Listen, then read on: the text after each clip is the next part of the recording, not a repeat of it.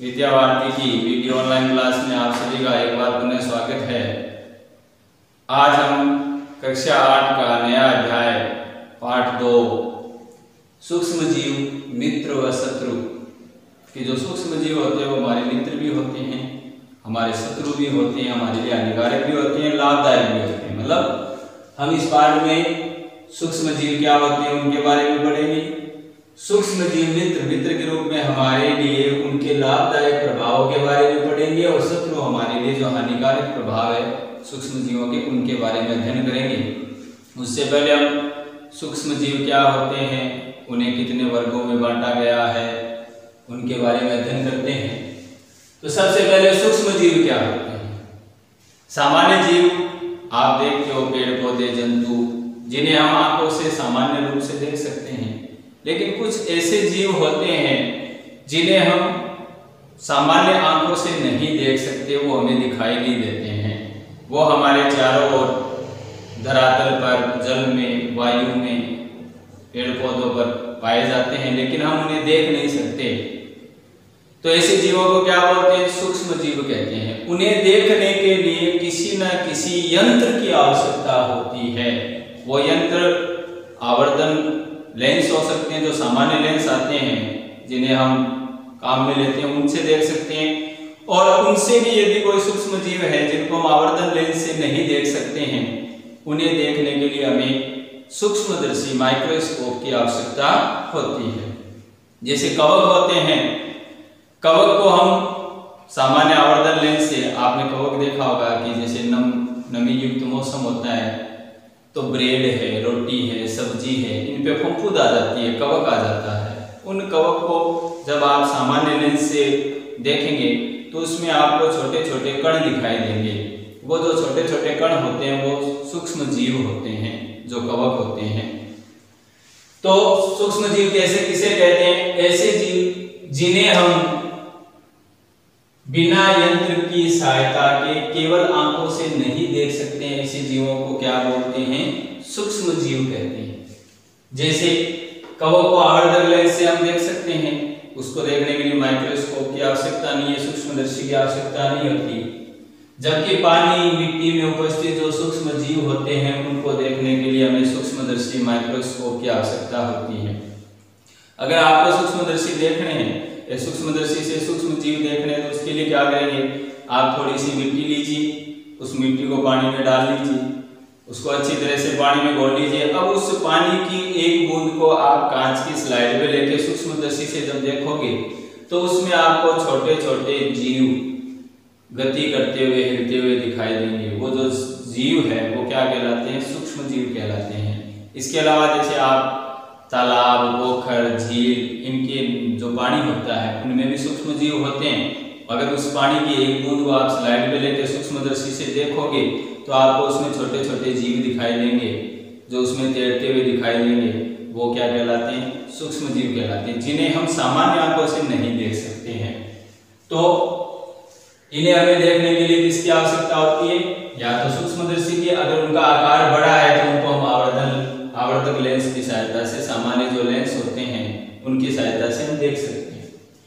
अब जो सूक्ष्म जीव होते हैं उनको 4 वर्गों में बांटा गया है। पहला है जीवाणु। जीवाणु का उदाहरण है जैसे स्पाइरल जीवाणु है, छड़नुमा जीवाणु है। इसके उदाहरण आपको याद रखने हैं, परीक्षा में आ सकते हैं। सूक्ष्म जीव को कितने वर्गों में बांटा गया है, 4 वर्गों में। ठीक है, तो पहला है जीवाणु। परीक्षा में आपको पूछ सकते हैं किताब के 2 उदाहरण लिखिए, आपकी किताब में चित्र बने हुए उदाहरण से। तो स्पाइरल जीवाणु होते हैं, स्पाइरल जीवाणु जो कोमेनुमा या बिंदुनुमा होते हैं। छड़नुमा जीवाणु जो छड़ाकार होते हैं। कवक पेनिसिलियम कवक है, एस्परजिलस कवक है, राइजोपस कवक है जो अपने ब्रेड पर दिखाई देता है, ब्रेड मस्ट बोलते हैं इसको। शैवाल के उदाहरण है स्पायरोगायरा, क्लेमाइडोमोनास, ये शैवाल के उदाहरण हैं। प्रोटोजोआ के उदाहरण अमीबा, पैरामीशियम, यूग्लिना, अन्य भी उदाहरण हैं। तो इनको 4 वर्गों में बांटा गया है, जीवाणु, कवक, शैवाल और प्रोटोजोआ। तो इनके 4 वर्ग हैं। इसके अलावा एक विषाणु और होता है, हालांकि इसको इनमें नहीं जोड़ते, लेकिन विषाणु भी क्या एक सूक्ष्म जीव होते हैं। वायरस जिसको बोलते हैं। परंतु ये अन्य सूक्ष्म जीवों से भिन्न होते हैं। भिन्न क्यों होते हैं? अन्य सूक्ष्म जीव है वो तो स्वतंत्र रूप से वृद्धि कर सकते हैं, जीवित रह सकते हैं, लेकिन विषाणु में ये एक विशेषता होती है कि जो विषाणु होते हैं उनको अपना गुणन करने के लिए, वृद्धि करने के लिए, संख्या में वृद्धि करने के लिए अन्य जीव की आवश्यकता होती है। चाहे वो जीव सूक्ष्म जीव हो, जीवाणु हो, चाहे वो जंतु हो, चाहे वो पादप हो, मतलब ये अपना जीवन है वो अन्य जीवों पर आश्रित होता है। मतलब कि जैसे यहाँ पे ये कोई जीवाणु पड़ा है तो जब तक ये पड़ा ये निर्जीव की तरह जीवन यापन करता है। जैसे कोई मिट्टी का कण पड़ा है, निर्जीव वस्तु पड़ी है, वैसे अपना जीवन यापन करता है। जैसे ही इसको कोई जीव का शरीर मिल गया तो ये अपनी संख्या में वृद्धि क्या कर देता है, शुरू कर देता है, अपना प्रभाव दिखाना शुरू करता है, अपनी संख्या में वृद्धि करता है, अपने आकार में वृद्धि करता है, अपने लक्षण दिखाने शुरू कर देता है। तो मतलब ये निर्जीव की तरह होता है जब तक इसको कोई शरीर नहीं मिलता, चाहे वो पादप शरीर हो, चाहे वो जंतु शरीर हो, या कोई अन्य जीवाणु का शरीर हो। लेकिन जब इसको कोई सजीव का शरीर मिल जाता है तो ये अपनी वृद्धि करना शुरू करता है, गुणन करना शुरू करता है। तो मतलब जब तक ये वातावरण में निर्जीव है और जैसे ही वो उसको शरीर मिल गया ये सजीव की तरह व्यवहार करने लग जाता है। तो मतलब इसके अंदर निर्जीव और सजीव दोनों के गुण पाए जाते हैं, इसलिए इसको निर्जीव और सजीव के बीच की योजक कड़ी कहते हैं। तो वायरस को निर्जीव और सजीव के बीच की क्या बोलते हैं? योजक कड़ी। ये प्रश्न पूछ लेते हैं कई बार।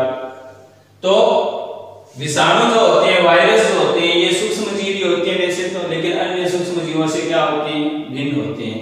ये केवल परपोषी, जिसके शरीर पर ये जीवन यापन करते हैं, उनके कोशिकाओं में जीवन यापन करते हैं, चाहे वो जीवाणु हो, पौधे हो, या कोई जंतु कोशिका में गुणन करते हैं, इन्हें सजीव और निर्जीव की योजक कड़ी कहते हैं। जैसे HIV वायरस है, अभी आपने नाम सुना होगा इसके, कोरोना वायरस। तो इसकी भी यही है, आपको पता है, आप कोरोना वायरस के बारे में जानते हैं कि कोरोना वायरस पढ़ते हैं कि जब तक कोरोना वायरस के संपर्क में नहीं आते किसी को कोरोना नहीं होता। कोरोना वायरस कोई सतह पर पड़ा है तो वो 48 घंटे के लगभग जीवित रहता है, 48 घंटे बाद वो मर जाता है, नष्ट हो जाता है। क्यों? क्योंकि उसको कोई शरीर नहीं मिलेगा तो वो क्या हो जाएगा? नष्ट हो जाएगा। इसीलिए हम कहते हैं कि ये एक निर्जीव वायरस की तरह होता है, जैसे ही इसको शरीर मिलता है ये अपना प्रभाव प्रदर्शित करता है। तो ये वायरस होता है। अब हम रोगों के बारे में पढ़ते हैं कि विषाणु जनित रोग कौन कौन से हैं, जीवाणु जनित रोग कौन से हैं। प्रोटोजोआ परीक्षा में आता है, 2 विषाणु जनित रोगों के नाम लिखिए, 2 कवक जनित रोगों के नाम लिखिए, 2 जीवाणु जनित रोगों के नाम लिखिए, 2 प्रोटोजोआ जनित रोगों के नाम लिखिए। तो सबसे पहले पढ़ते हैं विषाणु जनित रोग। विषाणु जनित रोग जैसे अपने सामान्य जुकाम होता है, इन्फ्लुएंजा जो वायरल बुखार होते हैं, खांसी होती है, पोलियो होता है, खसरा होता है, पीलिया होता है, एड्स होता है, ये सारे रोग है वो वायरस जनित रोग है। इनके रोग कारक है वो वायरस होते हैं। दूसरा जीवाणु जनित रोग जो जीवाणुओं द्वारा फैलते हैं। वायरस जनित रोग वायरस द्वारा फैलते हैं, जीवाणु जनित रोग जीवाणुओं द्वारा फैलते हैं। इसमें है टाइफाइड है, क्षय रोग जिसे हम टीबी बोलते हैं, कुष्ठ रोग है, निमोनिया है, हैजा है, ये सारे जीवाणु जनित रोगों के उदाहरण हैं। प्रोटोजोआ जनित रोग जो प्रोटोजोआ होते हैं, जो छोटे छोटे कीड़े होते हैं, कीड़ेनुमा संरचना, अतिसार है, मलेरिया है, ये जीवाणु प्रोटोजोआ जनित रोग हो गए। कवक जनित रोग जो त्वचा संबंधी ज्यादातर रोग होते हैं वो कवक रोग से होते हैं, जैसे दांत, खाज, खुजली, गले का संक्रमण है या फेफड़ों का संक्रमण, ये सारे रोग क्या होते हैं? कवक जनित रोग होते हैं। तो ये बात होगी रोगों की कि परीक्षा में पूछते हैं विषाणु जनित 2 रोगों के नाम लिखिए, जीवाणु जनित 2 रोगों के, तो ये ध्यान में रखना है। अब हम बात करते हैं कि सूक्ष्म जीव कहाँ रहते हैं, मतलब कहाँ पाए जाते हैं, उनका आवास स्थान क्या है। तो सूक्ष्म जीव ऐसे जीव है वो सभी जगह पाए जाते हैं, चाहे कोई भी आवास हो उसमें वो पाए जाते हैं, चाहे वो ठंडा प्रदेश हो उसमें भी ये जीवित रह सकते हैं, गर्म प्रदेश है वहां पर भी ये जीवित रह सकते हैं, मतलब गर्म सतह पर भी पाए जाते हैं, ठंडी ठंडी सतहों पर भी जीवित रह सकते हैं, जल में रह सकते हैं, मृदा में रह सकते हैं, पानी में रह सकते हैं। तो ये सभी जगह पर पाए जाते हैं।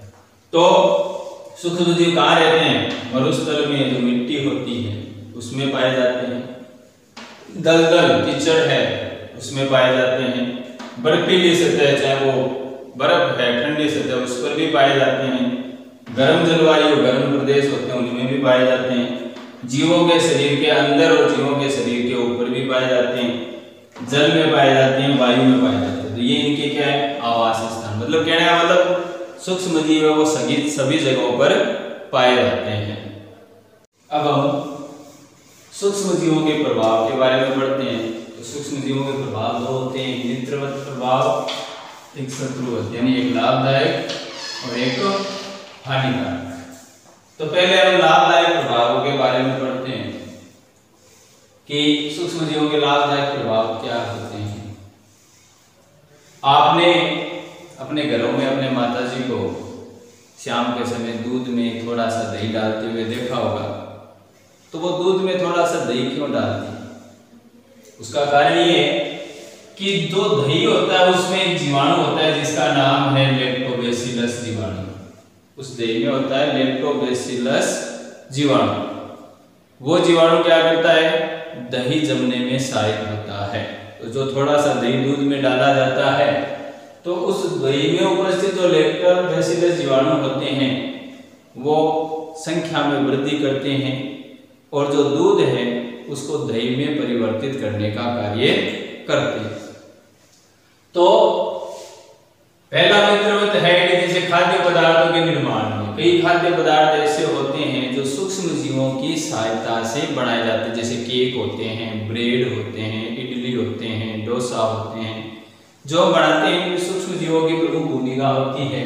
दही बनाने में, ब्रेड में, केक में, अचार में, पनीर आदि निर्माण में।